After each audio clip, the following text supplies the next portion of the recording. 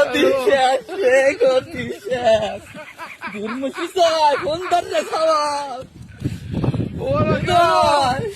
বাজার রে গতি শেষ রে বাজার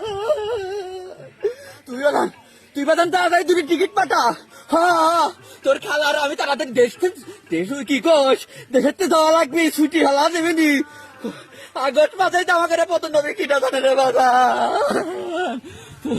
তুই তাড়াতাড়ি দুটি টিকিট কেটে পাঠা তাড়াতাড়ি। আর পারলাম না রে বাবা